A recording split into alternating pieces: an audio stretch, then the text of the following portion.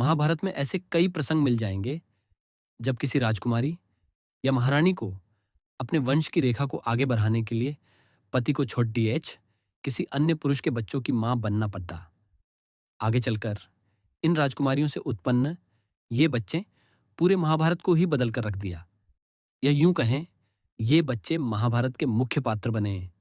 आइए आज महाभारत के उन राजकुमारियों और पटरानियों को याद करते हैं जिन्होंने अपने पति के होने किसी अन्य पुरुष के बच्चे की मां बनी। सत्यवती महाभारत में एक प्रमुख पात्र है। मत्स्यगंधा, जो बाद में सत्यवती के नाम से जानी गई। सत्यवती बहुत सुंदर थी, इसी कारण शांतनु उनके रूप पर मोहित हो गए और विवाह कर लिया। विवाह के पश्चात दो पुत्र हुए, चित्रांगद और विचित्रवीर्य।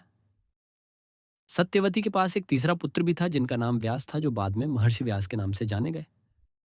सत्यवती ने व्यास को तब जन्म दिया जब वह कुमारी थी। महर्षि व्यास के पिता का नाम आर्षि पराशर था, अंबिका और अंबालिका।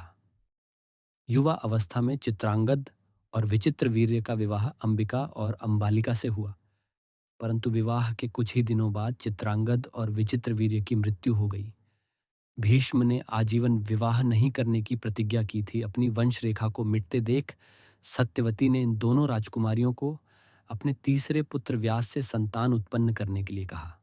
सत्यवती की आज्ञा से इन दोनों राजकुमारियों ने महर्षि व्यास से गर्भ धारण किया, जिससे धृतराष्ट्र और पांडु का जन्म हुआ। कुंती, इस कड्डी में अब बारी है राजकुमारी कुंती की, जो बाद में महाराज पांडु की पत्नी और कुरुवंश की महारानी बनी।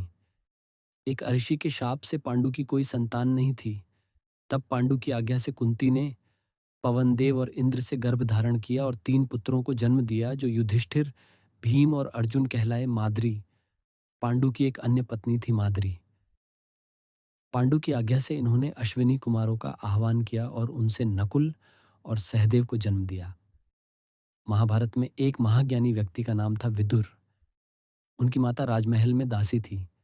महर्षि व्यास ने सत्यवती से जब कहा कि एक राजकुमारी का पुत्र अंधा और दूसरी राजकुमारी का पुत्र रोगी होगा, तो सत्यवती ने व्यास से एक बार और राजकुमारियों को व्यास के पास भेजना चाहा, लेकिन राजकुमारियां डर गई थीं।